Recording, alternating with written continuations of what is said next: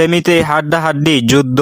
এবার ইতিহাস, প্রতিশোধ আর গৌরবের লড়াই। অনেকে ফুটবল প্রেমীর প্রশ্ন একটাই, আর্জেন্টিনা কি সত্যি এখন পর্যন্ত তুলনামূলক সহজ পথে পেরিয়ে সেমিফাইনালে এসেছে? গ্রুপ পর্ব থেকে কোয়ার্টার ফাইনাল পর্যন্ত তাদের সামনে ইউরোপের সবচেয়ে শক্তিশালী দলগুলোর কোনোটি ছিল না। তাই অনেকেই বলেছেন আসল পরীক্ষা শুরু হচ্ছে এখন।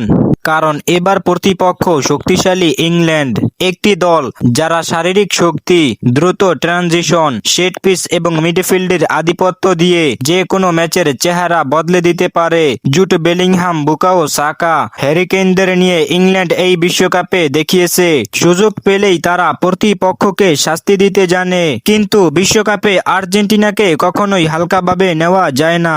এই দলের সবচেয়ে বড় শক্তি শুধু একজন তারকা নয়, পুরো দলের লড়াই করার মানসিকতা। ম্যাচ যত কঠিন হয়, আর্জেন্টিনা যেন ততই আত্মবিশ্বাসী হয়ে ওঠে। মেসির অভিজ্ঞতা, আলভারেজের পরিশ্রম, ম্যাকঅ্যালিস্টারের ম্যাচ নিয়ন্ত্রণ আর লাউতারোর গোল করার ক্ষমতা বড় ম্যাচে এই দলকে সবসময় বিপজ্জনক করে তোলে। তবে বিগত ম্যাচের পারফরম্যান্স দেখে অনেকেই বলছে তারা মাঠে আলাদা সুবিধা পেয়ে থাকে। এই ম্যাচে লড়াইটা শুধু দুই দলের নয়, ইংল্যান্ড চাইবে তাদের গতি, শক্তি আর আক্রমণাত্মক ফুটবল দিয়ে আর্জেন্টিনার রক্ষণ ভেঙে দিতে। আর আর্জেন্টিনা চাইবে বলের নিয়ন্ত্রণ, ধৈর্য আর সঠিক মুহূর্তে প্রাণঘাতী আক্রমণে ম্যাচ নিজেদের দিকে নিয়ে আসতে।